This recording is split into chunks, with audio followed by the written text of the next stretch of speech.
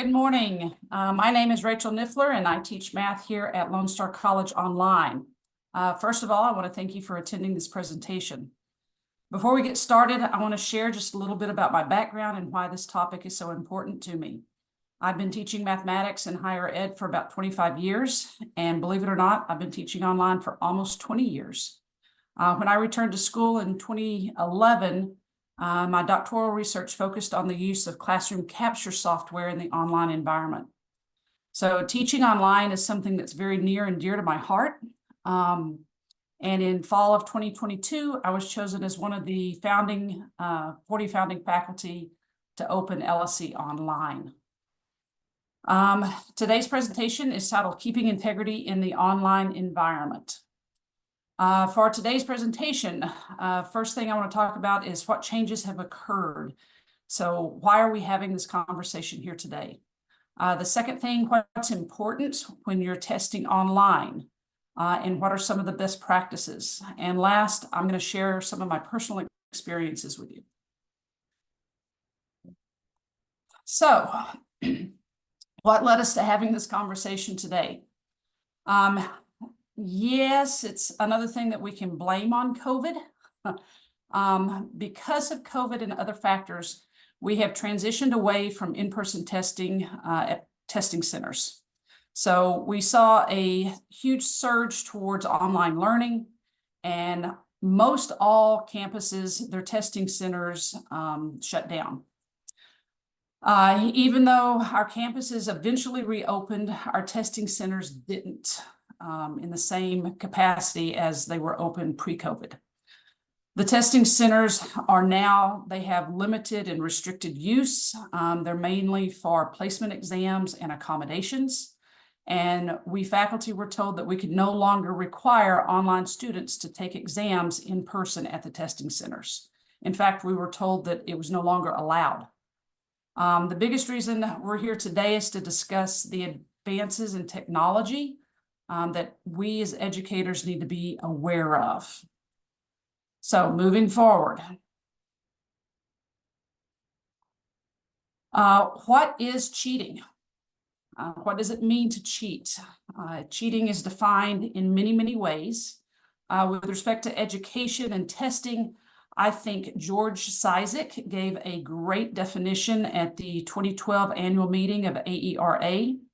He described cheating as any action taken before, during, or after the administration of a test or assignment that's intended to gain an unfair advantage or produce inaccurate results. So before we get started, I want to state a disclaimer. I do not have a solution as to how we stop cheating in the online environment. I'm just sharing thoughts and hopefully starting conversations. Now that we've defined cheating, what does cheating look like? So when many of us were students, online education either didn't exist or it was in its infancy. I know when I was a student, I did take a couple of correspondence courses, but it looked nothing like an online course looks like today.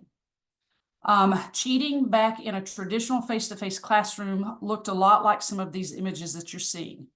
They either had drifting eyeballs, they had answers written on their hand or maybe on cheat sheets that they slid out from a long sleeve shirt. Some of the other famous ones, they had notes written on erasers or maybe on the bottom of a shoe. I saw students write stuff on water bottle labels. Later on, especially in the math classroom, I saw hidden cheat sheets in calculator covers, or, you know, they did eventually move to putting the notes inside the calculator memory. But these were images of a traditional classroom, things that we as educators had to watch out for. Cheating in the online environment. Things have changed. Cheating's taking on a new form. So what do we need to be looking out for? What should we watch for? Those are things that we're going to talk about shortly. One of the things here on the bottom left picture, you know, that student has multiple resources available. They're using notes and maybe a textbook. They're in the center top screen. You see a person not only on a computer, but they've got a handheld second electronic device. The one to the left of that, he's probably talking, he could be, I can't say probably, he could be talking to someone maybe in another room or maybe even in another country. So cheating right now in the online environment, it looks different than the cheating that I grew up with as a student. Okay, now, what happens when we introduce technology? It changes the game. The graphing calculators changed the game with math years and years ago. But we now have apps. There's an app for that. If you're not familiar with math apps, Mathway, Photomath, those are literally, you open the app on your phone, you put the camera image on top of the math problem, you push the little button. Not only does it give you the answer, it gives you all of the steps on how to get to the answer. There are more than just Mathway and Photomath. Now our colleagues in other disciplines are, having to combat ChatGPT. I did like the image there, the third calculator from the right. I had a colleague say, have you seen this before? So they had kind of hollowed out their calculator and put their cell phone between the top and the bottom of the calculator, and they were using their Photomath. But it looked like on the camera that they were still just using their calculator. So students are getting more and more creative. Technology is helping them with their advanced cheating methods. And it's something we need to be more aware of. So if you don't think that cheating with online exams is a hot topic, I encourage you to go do a Google search. Some of the top ones that came out on that search: cheating on an online, cheating on an online exam, ways to cheat perfectly. 5 ways to cheat online exams with proctoring. So there are multiple resources available to help students learn how to cheat and how to cheat better as more and more apps become available. So how are these students doing it? Some of the more common ways that I've seen, and some of the more common ways that are available online. They tell students to use a second electronic device, and I think I showed a picture of that. So they've got the computer up and going, and maybe you're doing a lockdown browser, maybe you're not. But if you are using a lockdown browser, it doesn't really help because they've got multiple electronic devices in their hands. No one has just one computer these days. Another way that they're cheating, they're using notes. They've got notes spread out, or they've got notes taped up to the walls. They're sharing screenshots. So, one student may take it earlier in the day. They take pictures as they're taking the exam, and they share that with their classmates. Audio devices. If you aren't checking for AirPods or headphones, if you're allowing those during the exam, students they're creative. They'll make, recordings of themselves reading out their notes, and they'll have it playing in their little ear pod. The cheating glasses, the Google glasses, they've got cameras and listening, ability to listen through the glasses. So you don't know where those images are being broadcast to.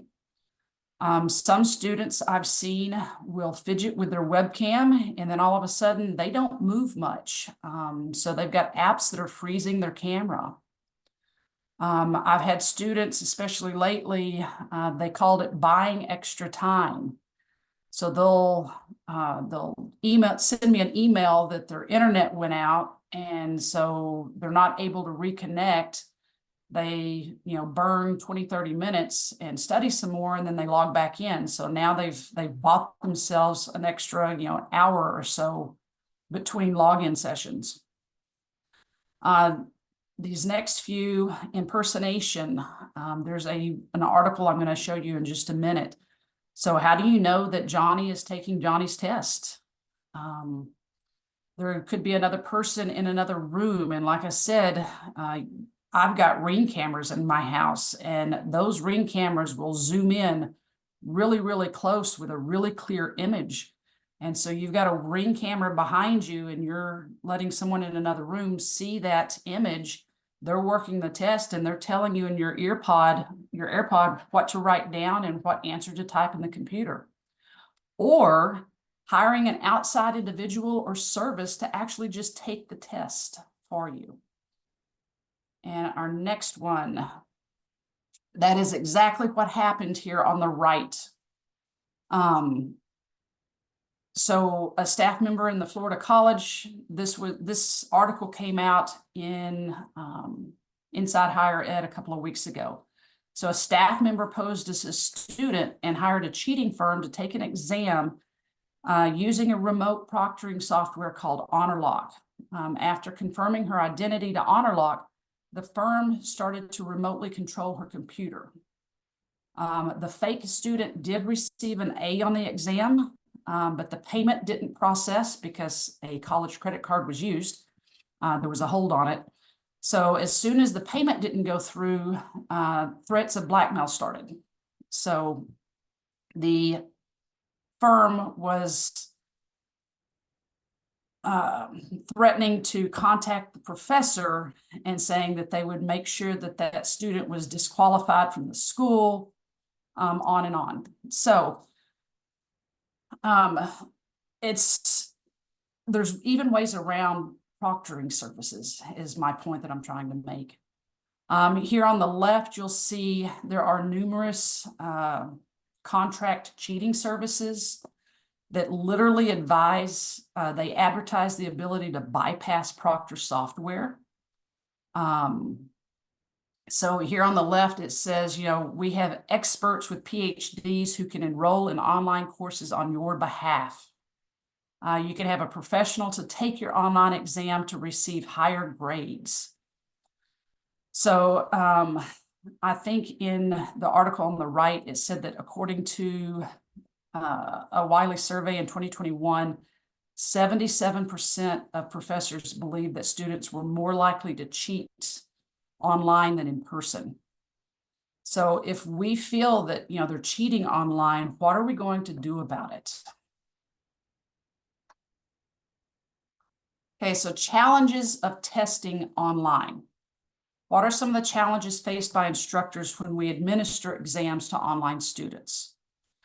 Well, first of all, here on the top left, we can't watch the whole student in real time. So I know that when I used to, walk the classroom in the traditional classroom, I could make blanket statements such as, everybody needs to keep your eyes on your own paper. And I wasn't, necessarily calling one individual student out, but I could make the class aware that I'm watching. I can't watch the online student in real time. The picture on the left, limitations of monitoring software. The software is evolving. Some now record both the image from the webcam as well as the image on the computer screen simultaneously. Not all are doing that yet. So we're seeing software catch up, but not really. On the bottom left, built-in laptop camera is designed to show only the student's face. So most of the time, the built-in cameras are too close. You can't see what's going on around the student. And last but not least, there's just not enough time. Our workload for the math department is a 240-hour workload. So we have 5 classes and anywhere from 28 to 30 students in each class. If each of those students takes 3 exams and a final, and let's say the 3 exams are an hour and a half each and the final is a 2-hour exam, that's a total of 975 hours of video time, and that's unreasonable. We can't do that. So, why is it important to minimize cheating? And my answer to this question, it's just fear. I fear that current students won't be set up for success in their future math courses. I fear that my colleagues will think poorly of the integrity of my course. If I produce a student that cheated and got an A in my course and they go on to the next course and, barely pass, that's a poor reflection on me. And last, I fear that future students will hear not so good things about my course. If my reputation gets out there that I'm an easy A because it's easy to cheat in my course, that's not a good thing, in my opinion. So what's most important when administering an online exam? From here forward, I'm going to mainly focus on my beliefs. So what's important to me when I give an exam to an online student, I focus on three things. First, I focus on verification of identity. Is the person who's sitting in front of the computer the same person who's registered in my class? I do require that they show a valid photo ID. So I give them examples, driver's license, passport, military, their school ID. I wish that our institution, when they come on board and they apply, before they get to move forward and register for classes, I wish there was some way that we could require them to upload a photo ID, and we could grab the image so that when I pull my roster, that image would be there. We do have a placeholder in our rosters for that. I did find that out last week, or maybe this week. It's been a long week. But when I looked on average of all of my classes, I would have 2 or 3 students who actually had an ID, a picture next to their name in the roster. So I think that that's something we could work on. So verify their identity is the first thing that's important to me. The second thing is their camera placement. I expect a clear view of their workspace, their face, and their hands at all times. I also do stress that they should be taking the exam on a flat surface. They do not need to be sitting in a bed with a laptop in awkward positions. I need to see not only them from the waist up, but also their workspace. And the third thing that I try to do is attempt to ensure the knowledge comes only from their brain. I make them show me their blank paper front and back before the test begins. I tell them not to use spirals or notebooks. I do want them to show me what calculator they're using.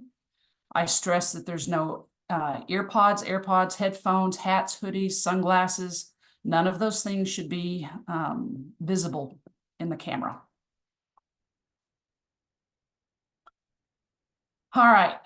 I didn't know where to insert this slide in the presentation, so here it is. After we returned from COVID, our system was forced to adopt the policy that an online class meant that the student should never be required to come to campus, period, end of conversation. It's my understanding that this belief was from top down. And I wanted to point out that according to the Texas Higher Ed Coordinating Board, there are 2 categories of distance ed courses. And so for our 100% online course, they're in red, starting from that bullet point, a distance ed course in which 100% of instructional activity takes place when the students and instructors are in separate physical locations. Requirements for on-campus or in-person orientation, testing, academic support services, internships, field work, or other non-instructional activities do not exclude a course from this category. So the important thing there is that we can still require students to come to a physical location to test.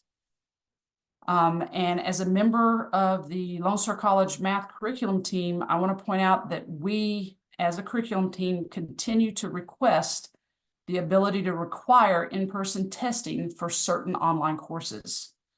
And right now, administrators tend to be opening an ear to having this discussion. So my fingers are crossed. I continue to advocate for in-person testing because trying to do it remotely is just, I haven't had much success. All right, so what are the alternatives? So here comes the third part of my presentation. Proposed alternatives to testing centers that are currently available to us here at Lone Star College. We do have a contract with a proctoring company called Examity. And so students log in and someone on the other end of the camera monitors them in real time. A lot of professors are using this service. I've heard okay comments about it. I've heard bad things about it.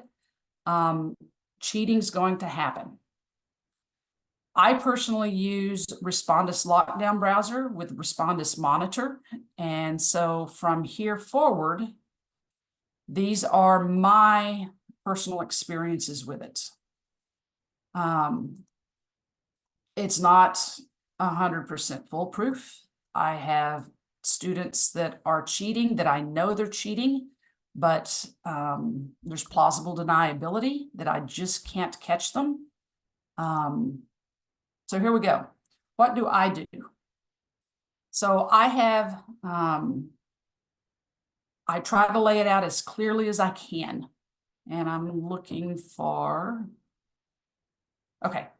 On my syllabus, the syllabus is a binding document. If you want to require something, either an electronic device, a process, etc., you need to make sure you put it in the syllabus.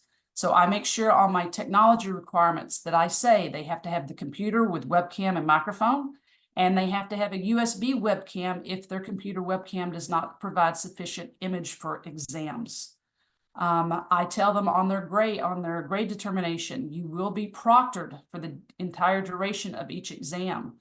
I do give them a practice exam, and it's actually a syllabus quiz, but I make them complete that practice exam before ODR so that I can give them feedback. Okay, I make it very, very clear before class begins. I send a welcome email to all students, and it contains my course syllabus and an introductory video. So in that video, I explain my testing procedure, that they have to have a webcam and it has to be set up exactly in a certain way.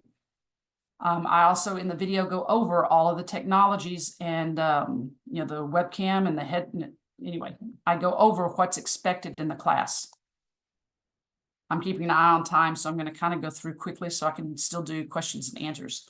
I post announcements. I do general announcements at the beginning of the semester.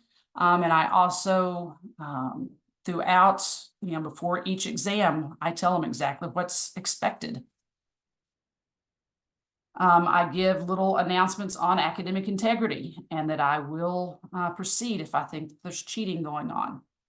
I have an entire module dedicated to exam information. So I provide a detailed video in that module. I walk the student from start to finish of what an exam looks like and what I expect. I explain the importance of correct camera placement. I explain about, you know, having only blank paper, the approved calculator, and a writing utensil in their workspace. That's all that I want to see. I explained that written work has to be uploaded within 10 minutes, and it also has to support correct answers in order to receive credit for the correct answer. I go through, so here's some, the ones here on the left are actually of me, and I do provide those to the students on that exam information module. So I say, you know, here are some examples of me with correct camera placement and so acceptable versus unacceptable. And I tell them I will give you a 0 for it. No questions. I give you feedback on the practice exam. You can retake the practice exam as many times as you need to get correct camera placement. But these are the setups that I expect. And I'm going to show you here on the right, these are actual students that are taking exams. I've done little snapshots. You can see, a lot of them will even put their computer screen in the image of the camera. I can see their hands the entire exam. I know that they're not holding a second electronic device. Like I said, I do a practice exam. This is so that they can make sure Respondus is installed and working correctly. It allows me to give them feedback. For example, here I said, here on the bottom, unfortunately, your camera placement in the practice exam is too close. I can't see your hands. Try pushing the laptop further away. Some students opt to purchase a USB webcam to set up to the side. And I give them my exam expectations document. And these are more images. I thought, the more you see, the better chance of your setting the camera up correctly. The person there on the far left, they got a 0 on the assignment, and they were told to redo it. And eventually, I would say 99% of the students obey. They comply with what I expect with my camera placement. So how do I watch the videos to ensure integrity? I check the camera placement and make sure that they are, visible from the waist up and the workspace. I check to see if they're visible in all the still images. I check for banned items. I watch the environmental video and make sure they've shown me their room and their workspace and the wall. Then I go look in detail at the warning zones on the playback video. And last, I watch the video usually on fast speed while I'm grading the exam on a second screen. For lack of time, wrapping up. Let's see. Cheating has always been and will continue to be an issue. Since we started assessing students, cheating has occurred. I'm going to encourage you to have ongoing conversations with your colleagues and administrators about this topic. Just as a reminder, I stated at the beginning of this presentation that I don't have a solution to this problem. I shared with you what I do and the camera placement that I require, and the fact that I require, written work to support the correct answers. It's working somewhat, but it's not foolproof, and it is so demanding on my time. I just don't have enough time in my day to do what is being required. As an educator, I feel that it is my responsibility to try to minimize cheating as much as possible. I also feel like it's my responsibility to continue to advocate for in-person testing for online courses, especially in the STEM courses. I need to ensure that my calculus students actually know their stuff. So I've got about a minute left, I think. I know there's not much time for questions, but I wanted to take time to thank you for attending the presentation.